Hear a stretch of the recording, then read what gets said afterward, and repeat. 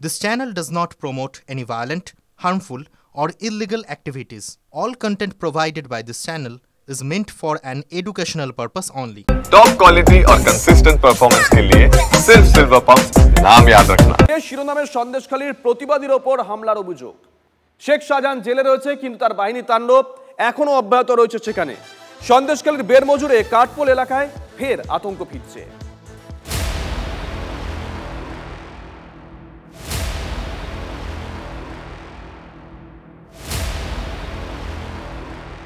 আমরা খুব ভয়ে আতঙ্কে আছি। আমি তোকে থান দিয়ে গেছে, বলছে তোকে থান পরাবো। আমার কারণ একটা বলে তোর বিজেপি, আমি বিজেপি করি বলে আমার এই অপরাধ।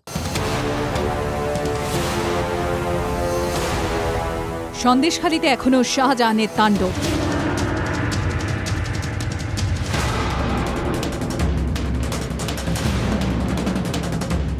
গুরুতর অভিযোগ প্রতিবাদী মহিলার। সন্দেশখালীতে আন্দোলনের অন্যতম মুখ ছিলেন তিনি। আক্রান্ত মহিলার দাবি, বিজেপি করার অপরাধে 29 এপ্রিল রাতে বাড়িতে চড়াও হয় দুষ্কৃতীরা। স্বামীসহ পরিবারের অন্যান্য সদস্যদের মারধর, বাঁচাতে গেলে রাস্তায় ফেলে বেধড়ক মার। সাদা থান বাড়িতে পাঠিয়েও হুমকি দেয় দুষ্কৃতীরা। এই শেখ শাহজাহানের দলবল এসে বলছেন যে যারা এখনো দাপিয়ে বেড়াচ্ছেন তারা এসে বলছেন যে তোমার আমি তোকে থান দিয়ে গেছে, বলছে তোকে থান পরাবো। পুলিশের বিরুদ্ধেও নিষ্ক্রিয়তার অভিযোগ আক্রান্ত পরিবারের। আতঙ্কে কার্যত গৃহবন্দী প্রতিবাদী পরিবার। খোঁজ নিয়ে দেখার আশ্বাস দিয়েই দায় ছেড়েছেন স্থানীয় তৃণমূল বিধায়ক সুকুমার মাহাতো। দীপঙ্কর দাসের রিপোর্ট, TV9 বাংলা। আরো একটা বড় খবরের দিকে নজর রাখতে হচ্ছে। বিকাশ ভট্টাচার্যদের হেনস্থার মামলায় কুণাল ঘোষ, রাজু দাস সহ 15 জনকে নোটিশ, প্রয়োজনে রুল জারি, সাফ জানিয়েছে হাইকোর্ট। পুলিশ কমিশনারকে অনুসন্ধানের নির্দেশ হাইকোর্টের বিশেষ বেঞ্চের। বড় খবর নিঃসন্দেহে। সুপার নিউমেরারি চাকরি প্রার্থীদের বিক্ষোভকে ফৌজদারি অপরাধ হিসেবে দেখছে হাইকোর্ট। এই ছিল শরীরী ভাষা, এই ছিল মেজাজ। হাইকোর্টের সামনে জড়ো হওয়া সুপার নিউমেরারি চাকরি প্রার্থীরা এই মারে কি সেই মারে করে তেড়ে গিয়েছিলেন আইনজীবী বিকাশ ভট্টাচার্যদের দিকে। হাইকোর্ট বলছে এই মেজাজ আদালতের কাছে যথেষ্ট চিন্তার। এটা ফৌজদারি অপরাধের সমান। মামলা শোনার জন্য বিশেষ বেঞ্চ করেছিলেন হাইকোর্টের প্রধান বিচারপতি। যে বেঞ্চে আছেন বিচারপতি অরিজিৎ বন্দ্যোপাধ্যায়, বিচারপতি সব্যসাচী ভট্টাচার্য এবং বিচারপতি রাজস্বী ভরদ্বাজ। বিচারপতি বন্দ্যোপাধ্যায় জানতে চান, অভিযুক্তদেরকে নোটিশ দেওয়া হয়েছে। আদালত মনে করছে যা হয়েছে সেটা ফৌজদারি অপরাধ। হলফনামা চাই, সন্তুষ্ট না হলে রুল জারি হবে। এরপরেই সওয়াল জবাব শুরু হয়। আবেদনকারীদের পক্ষে প্রশ্ন করা হয়, শুধু নোটিশ বা শোকজ কেন অভিযুক্তদের জেলে পাঠানো হবে না বা তাদের জরিমানা হবে না? বিচারপতি অরিজিৎ বন্দ্যোপাধ্যায় সব শুনে বলেন, বিচার ব্যবস্থাকে হেনস্থা করা হয়েছে। ঘটনার সময় কিরণ শঙ্কর রায় রোড ও ওল্ড পোস্ট অফিস স্ট্রিটের সিসিটিভি ফুটেজ সংরক্ষণ করতে হবে এবং এজন্য পুলিশকে যথাযথ ব্যবস্থা নিতে হবে। কমিশনার অফ পুলিশকে বলা হয়েছে যে একটা রিপোর্ট প্লেস করার জন্য।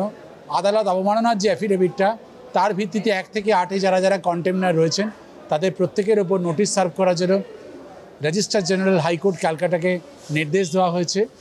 বলা হয়েছে যে এই অ্যাডভোকেটদের প্রোটেকশনটা যেন পুলিশ দেখে। হাইকোর্টের স্পেশাল বেঞ্চ বিক্ষোভকারীদের বিরুদ্ধে তো বটেই, কুণাল ঘোষের বিরুদ্ধেও নোটিশ দিতে বলেছে পুলিশকে। তৃণমূলের রাজ্য সাধারণ সম্পাদক কেন আদালতের নজরে এলেন? বিক্ষোভকারীদের ডেকে একটা প্রেস কনফারেন্স করেছিলেন কুণাল ঘোষ। নিশানা করেছিলেন বিচার ব্যবস্থার একাংশকে। এই এসএলএসটি শারীরিক শিক্ষা, কর্মশিক্ষা, এদের অবিলম্বে নিয়োগে যে স্টে আছে, এটা কলকাতা হাইকোর্টের এই স্টে তুলে দিয়ে এদের নিয়োগ করতে দেওয়া প্রয়োজন। চক্রান্তমূলকভাবে একটা জটিলতা তৈরি করে এনাদের এবং এনাদের পরিবারকে চরম বিপদের মধ্যে ফেলেছে। যে 2016 এসএসসি মামলায় যোগ্য অযোগ্য আলাদা করা যায়নি বলে প্রথমে হাইকোর্ট তারপর সুপ্রিম কোর্ট প্যানেল বাতিলের নির্দেশ দিয়েছিল, সেই এসএসসি মামলা চলাকালীনই সুপার নিউমেরারি মানে অতিরিক্ত শূন্যপদ তৈরি করে পরিস্থিতি সামাল দিতে চেয়েছিল রাজ্য সরকার। অযোগ্যদের রেখেই বঞ্চিতদের নিয়োগ দিতে 2022 সালে অতিরিক্ত পদ তৈরির সিদ্ধান্ত নেয় মন্ত্রিসভা।